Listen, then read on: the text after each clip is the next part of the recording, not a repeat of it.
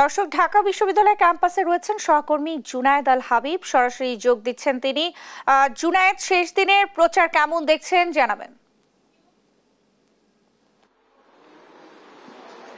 Nancy, আসলে আজকে আপনি জানেন, যেমনটি বলছিলেন যে শেষ দিনের প্রচারণায় কিন্তু ব্যস্ত সময় পার করছেন আসন্ন ঢাকা বিশ্ববিদ্যালয় কেন্দ্রীয় ছাত্র সংসদ নির্বাচনের যে সকল প্রার্থীরা রয়েছেন তারা কিন্তু সকাল থেকে আমরা দেখেছি যে বিভিন্ন গ্রুপে গ্রুপে বিভক্ত হয়ে তারা কিন্তু প্রচারণা চালাচ্ছেন, বিভিন্ন হলে যাচ্ছেন, বিভিন্ন ফ্যাকাল্টিতে যাচ্ছেন।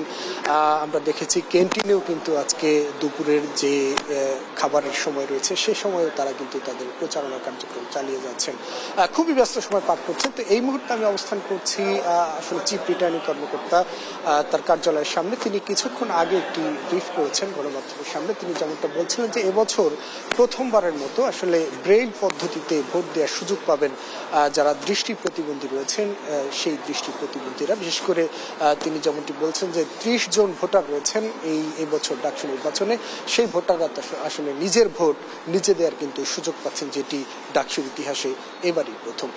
এছাড়া আপনি জানেন যে আজকে শেষ দিন, এর পরে যে কেন্দ্রগুলো রয়েছে প্রতিটি কেন্দ্রে কেন্দ্রে ব্যালট বাক্সগুলো প্রেরণ করা হবে এবং কেন্দ্রের যে নিরাপত্তা ব্যবস্থা রয়েছে সেই নিরাপত্তা ব্যবস্থা নিয়েও কিন্তু চিফ রিটার্নিং কর্মকর্তা কথা বলেছেন। তিনি বলছেন যে ইতিমধ্যে শোনা যাচ্ছে যে কিছু ভুয়া আইডি কার্ড তৈরি করে জাল ভোট দেওয়ার আসলে এক ধরনের ষড়যন্ত্র চলছে। তিনি বলছেন যে আসলে কোনোভাবেই যে নিরাপত্তা থাকবে সেই নিরাপত্তা ভেদ করে জাল ভোট দেওয়ার কোনো সুযোগ থাকবে না।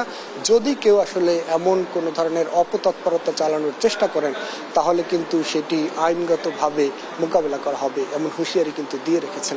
তো চিফ রিটার্নিং কর্মকর্তা বলছেন যে গত যে 12 দিন ধরে আসলে প্রচারণা চালিয়েছেন প্রার্থীরা, সেই প্রচারণায় সার্বিক অবস্থা নিয়ে তিনি বলছেন যে খুবই স্বাভাবিক এবং সুন্দর পরিবেশের মধ্য দিয়ে প্রার্থীরা কিন্তু তাদের প্রচারণা চালিয়েছেন। বড় ধরনের কোনো অভিযোগ তাদের কাছে জমা পড়েনি, এমনটাই কিন্তু জানিয়েছেন। এবং তিনি বলছেন যে আগামী 9 সেপ্টেম্বর যে ভোট অনুষ্ঠিত হবে সেটি অত্যন্ত সুষ্ঠু, সুন্দর এবং খুবই উৎসবমুখী পরিবেশের মধ্য দিয়ে শিক্ষার্থীরা তাদের প্রতিনিধি নির্বাচিত করতে পারবেন বলে প্রত্যাশা করছেন রিটার্নিং কর্মকর্তা। তো এই ছিল এখন পর্যন্ত আমার কাছে ঢাকা বিশ্ববিদ্যালয় থেকে ডাকসু নির্বাচনের সবশেষ খবর।